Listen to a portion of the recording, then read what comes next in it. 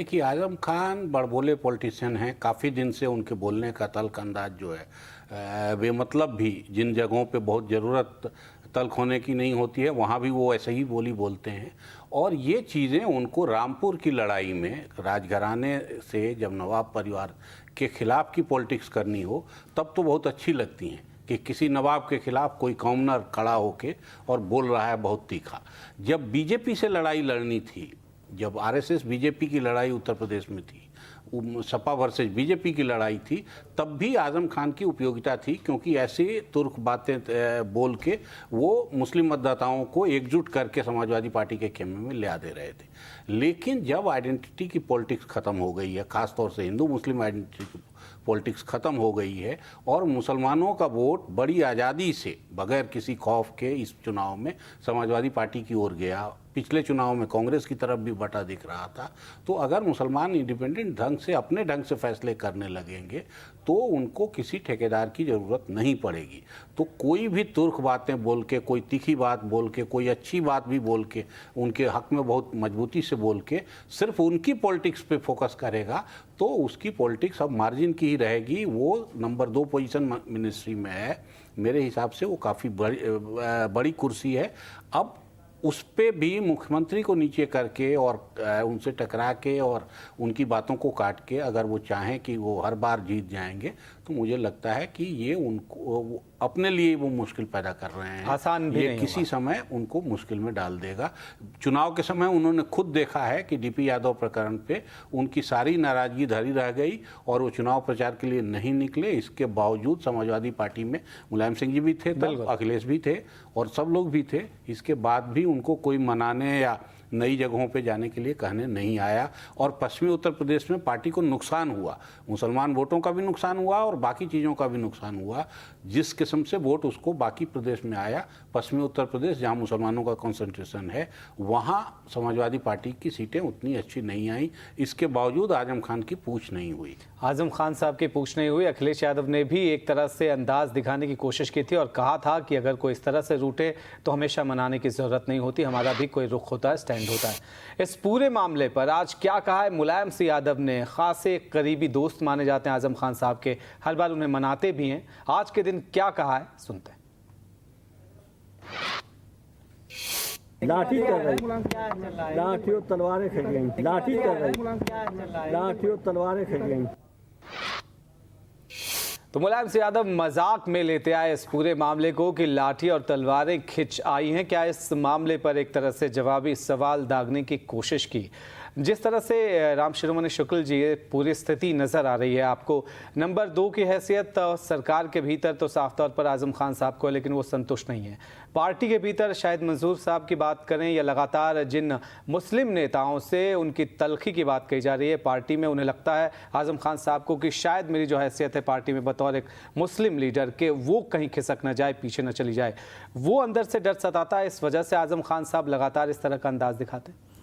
नहीं, ये तो देखिए, मैं पहले कह रहा था कि आजम खां को इस बात को अच्छी तरह समझना चाहिए कि उनकी खुद की वो हैसियत नहीं है जो आज से 5 साल पहले या उसके पहले उनकी होती थी।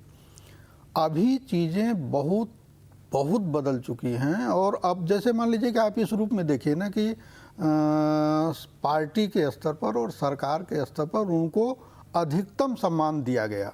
मुलायम सिंह यादव अपनी दोस्ती का भी, उनके विचारों को लेकर के, उनके अनुभव को लेकर, इन सारी चीज़ों को ध्यान में रखते हुए वो उनकी हैसियत में कोई कमी नहीं है, लेकिन उस हैसियत को आप खुद कितना बचाए रखना चाहते हैं, उसको कैसे मजबूत कर सकते हैं।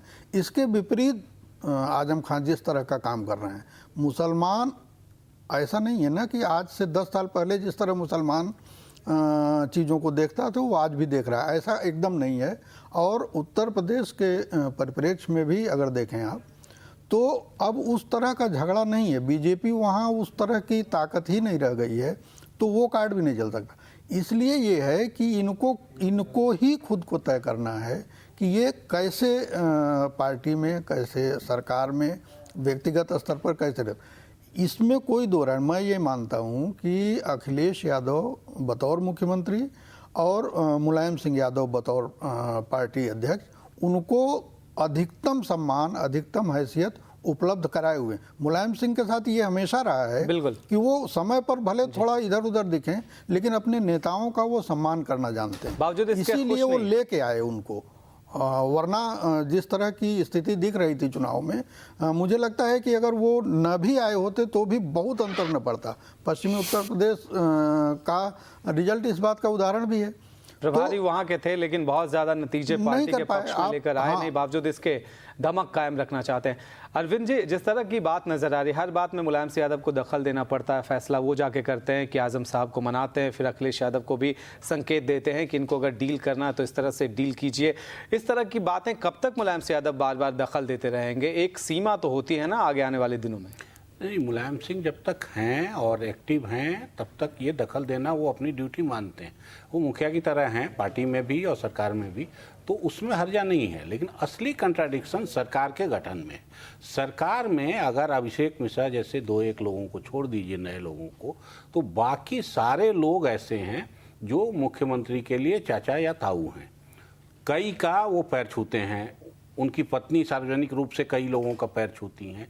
तो इसमें ये कंट्राडिक्शन लगातार बना रहेगा कि वो ऐसे सीनियर लोगों से कैसे काम लेंगे और काम लेने से भी ज़्यादा उनको डिसिप्लिन कैसे करेंगे। चलनी तो चाहिए मुख्यमंत्री की ही सबसे ऊपर। तो अगर आजम खान जैसे लोग, या और आजम खान का अकेला ही उदाहरण नहीं है, इस पूरी सरकार में शिवपाल जी हैं, सब लोग हैं इस किस्म के जो इनसे काफ़ी सीनियर हैं, तो ये कंट्राडिक्शन बना रहेगा। तो ये जो सीनियर्स हैं उनको भी ये रेस्पेक्ट करना होगा कि हायरार्की क्या होती है। और दूसरा, लाख अखिलेश को मुश्किल हो, उनको अपनी सुप्रीमेसी या अपनी ताकत का अंदाजा बार बार देना होगा। और एक मसले पर नहीं, ये नहीं कि एफडीआई पर मुलायम सिंह कुछ और बोल रहे हैं, ये जाके कुछ और बोला है। तो इस किस्म के कंट्राडिक्शन से पार्टी को मुश्किल होगी। अगर डीपी यादव के प्रकरण पे अखिलेश ने कोई लाइन लिया और पार्टी में वो चली, तो उसका पॉलिटिकल और चुनावी लाभ समाजवादी पार्टी को भरपूर मिला इस चुनाव में। उसी दिन से ये क्लियर होने लगा कि नहीं, अखिलेश के लिए वोट डालना है, मुलायम सिंह के लिए नहीं डालना है। इस बार अखिलेश चीफ मिनिस्टर बनने वाले हैं। तो अगर वोटर का मैंडेट अखिलेश के लिए है या नए लीडरशिप के लिए है, तो फिर नए लीडर को एसर्ट करना होगा। और ये जो अपराध की घटनाएं और अपराधियों से पार्टी के रिश्ते और फिर कैबिनेट के अंदर तक की सीनियरिटी जूनियरिटी का जो मसला है, उसको रिजॉल्व करना जरूरी है। और वो एक मसले पे नहीं, बार बार दिखेगा तो जितनी दफ़े वो ढील देंगे ये चीज़ें उसी फ्रीक्वेंसी में बढ़ेंगी। और अगर वो रोकेंगे तो फिर आगे चीज़ें रिपीट नहीं होंगी। कोई चाचा ताऊ बना रहे, लेकिन सरकार में रहना है तो फिर नीचे रह के रहना होगा। सख्ती दिखानी होगी अखिलेश यादव को, और ये अंदाज पेश करना होगा कि मैं सीएम हूं और सीएम का मतलब क्या होता है। बाकी मंत्रियों को ये बात समझनी चाहिए रिश्ते में, चाहे आप मेरे जो कोई भी लगते हों। श्रीमणि जी, जिस तरह के हालात आपको नजर आ रहे हैं, ये संगठन का मामला। दरअसल सरकार के भीतर तो नंबर 1 अखिलेश यादव है और ये घोषित तौर पर बात है। संगठन के भीतर जिस तरह से खींचतान चल रही, प्रदेश अध्यक्ष भी हैं अखिलेश यादव, इस लिहाज से भी उनके सामने चुनौतियां कम नहीं है। उस लिहाज से आपको क्या लगता है, आजम खान साहब को मनाना या बाकी सभी लीडर्स को खुश रखना, नेताओं को अपने साथ लेकर चलना, इसमें कितनी मुश्किलें, कितनी बड़ी चुनौतियां अभी अखिलेश के सामने आपको दिखती हैं? देखिए, ऐसे अगर सामान्य तौर पर देखें तो हमको ये लगेगा कि अखिलेश यादव पहली बार मुख्यमंत्री बने हैं, अभी बहुत कम समय हुआ है सरकार में आए। लेकिन मैं इस रूप में देखता हूं कि अखिलेश यादव उस तरह से नए नहीं हैं। अखिलेश यादव का राजनीति में कई साल बीत चुके हैं, वो सांसद रहे हैं और बहुत सारी चीज़ें उनको ऐसी मिली हुई हैं अपने पिता से